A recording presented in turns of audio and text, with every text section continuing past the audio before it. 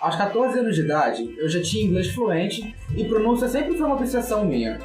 Nesse vídeo, vou mostrar 6 coisas que eu fiz que me ajudaram a construir uma pronúncia impecável ao longo dos anos. E claro, que você também pode fazer.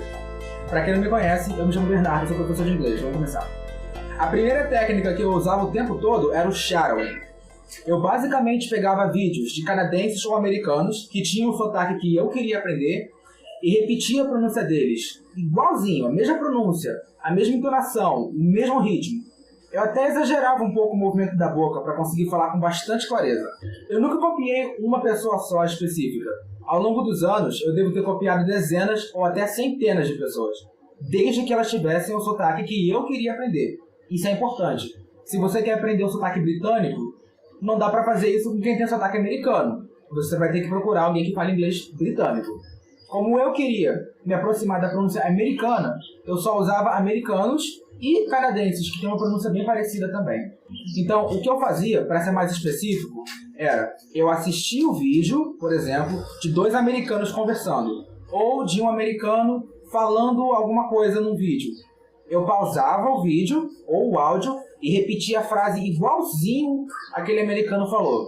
Depois eu voltava e ouvia de novo para ver se eu tinha repetido igual. E eu fazia isso várias vezes, até eu achar que estava bem parecido. Eu também me gravava e depois eu ouvia a minha própria voz de volta e comparava com o vídeo ou com o áudio que eu estava tentando imitar, para ver se estava parecido. Para mim, eu comecei porque era muito intuitivo. Eu pensei assim, se eu copiar a pronúncia de um americano, a minha vai ficar igual, certo? Certíssimo. Eu nem sabia que essa técnica tinha um nome, depois que eu fui descobrir, se chama shadowing, e claro, depois que eu descobri foi que eu não parei mesmo. 2. Estudo de fonética, principalmente com 2 canais de YouTube, Sounds American e Accent Sway English with Harar. Esses 2 canais foram os que eu mais assisti. Eles ensinam fonemas específicos. Um fonema é cada som que você faz no idioma. Por exemplo, o som A é um fonema, I é outro fonema. Som de P é outro fonema. Cada sonzinho que compõe a sua fala. Então o que eu fazia? Eu assistia os vídeos onde eles ensinavam os sons e depois eu repetia junto com eles. Sempre tinha um modelo no vídeo, modelando a pronúncia. Eu repetia aquela pronúncia várias vezes, até eu conseguir pronunciar o mais igual que eu achava que era suficiente. Só para deixar bem claro, eu nunca me preocupei em gravar os símbolos fonéticos, porque tem um alfabeto inteiro de símbolos fonéticos. Nunca me preocupei em gravar aquilo. Eu só me preocupava em conseguir fazer os sons. E eu não parava ali de praticar até eu achar que a pronúncia estava basicamente perfeita, ou que eu tivesse dominado aquele som específico. Mas mesmo para quem não tem esse objetivo, não quer ser tão minucioso, e não precisa, tá?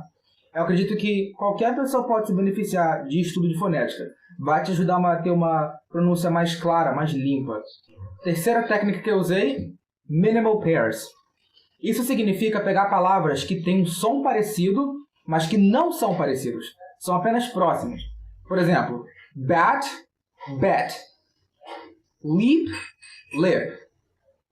Então, eu pegava essas palavras que eu sentia que eram parecidas e eu comparava para tentar ouvir a diferença. Eu comecei a fazer isso porque quando eu comecei a estudar fonética, tinham muitas palavras e muitos sons que eu ouvia e eu ficava tipo assim, gente, mas não tem diferença nenhuma. Essas palavras se pronunciam do mesmo jeito. Mas não era do mesmo jeito. Eu que não conseguia ouvir a diferença. Então, o que eu fazia? Pegava essas palavras, comparava a pronúncia de uma juntamente com a pronúncia da outra, para treinar o meu ouvido a conseguir distinguir a pronúncia de uma para outra. Esse é um passo muito importante. Na verdade, melhorar sua pronúncia começa com isso. Começa com treinando a sua escuta a conseguir distinguir esses sons que são similares, mas não iguais. Número 4, trava-línguas naturais. O que isso quer dizer? Sempre que eu ouvia uma frase que eu achava difícil de pronunciar, eu pegava essa frase, anotava e repetia ela várias vezes, começando devagar, e aos poucos eu ia aumentando a velocidade até eu conseguir pronunciar corretamente e de forma confortável. Basicamente era um trava-língua, só que um trava-língua que eu encontrei naturalmente, e não um trava-língua que foi criado ali para ser difícil de falar mesmo. Por ser algo que eu ouvia um vídeo, por exemplo, ou um áudio, e eu encontrava aquelas frases difíceis naturalmente, eu fazia isso basicamente o tempo todo. Até porque, praticando a pronúncia, o tempo inteiro, conforme eu fazia o shadowing, o ponto 1, copiando a pronúncia de americanos, tinha muita coisa que travava a minha língua, por assim dizer, que eu não conseguia pronunciar corretamente. Então, tudo aquilo eu anotava e ficava repetindo várias vezes até eu conseguir pronunciar corretamente. Eu vou até colocar um exemplo no vídeo, um vídeo que eu assisti há muitos anos, que tinha a seguinte frase. Your system was built to be a 1.5, that's what you currently have. I can install it too, but I have to rip everything out and that's going to cost you north of $3,000. That's going to cost you north of $3,000. North of $3,000 era a expressão que apareceu no vídeo, que eu fiquei assim, gente, que coisa impossível de pronunciar. E eu não consegui de jeito nenhum. É um exemplo que ficou na minha memória, porque...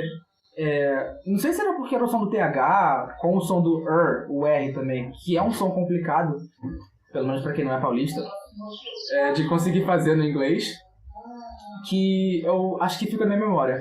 E eu escrevi aquilo, that's gonna cost you another $3,000, that's gonna cost you another $3,000, e eu repeti aquilo 1 milhão de vezes até eu conseguir pronunciar, especialmente essa parte, north of $3,000. Novamente, eu também me gravava para comparar a minha pronúncia com a pronúncia do falante original. Era uma coisa que eu fazia basicamente o tempo todo. Toda frase que eu encontrava que era difícil, que eu não conseguia pronunciar de primeira de forma confortável, eu anotava e repetia 1 bilhão de vezes até conseguir. Outra técnica mais particular aos meus gostos pessoais, que é número 5, era usar rap. Especialmente um cantor específico chamado K.A.A.N. Se chama Knowledge Above All Nonsense. Se eu não me engano, o nome dele real é Brandon Perry. Ele canta rap muito rápido e usando palavras difíceis. Então era um desafio constante ali pra mim. O que eu fazia? Eu pegava as letras e eu pronunciava tudo bem devagar, com a pronúncia mais clara que eu podia, sempre me gravando para comparar a pronúncia, sempre exagerando os movimentos da boca para conseguir pronunciar o melhor que eu pudesse. E aos poucos eu ia acelerando, até eu conseguir acompanhar a pronúncia dele nas músicas que ele fazia. Na verdade, isso é uma coisa que eu faço até hoje. E se você parar para pensar, cantores de rap, qualquer cantor, não só esse que eu mencionei, eles praticam a pronúncia intencionalmente e eles já são nativos. Então, pra mim, é basicamente um nível que eu sei que eu nunca vou chegar. É um desafio eterno. E esse desafio foi parte do motivo também de eu praticar muito meu inglês assim. Óbvio também, eu gostava das músicas, ainda gosto.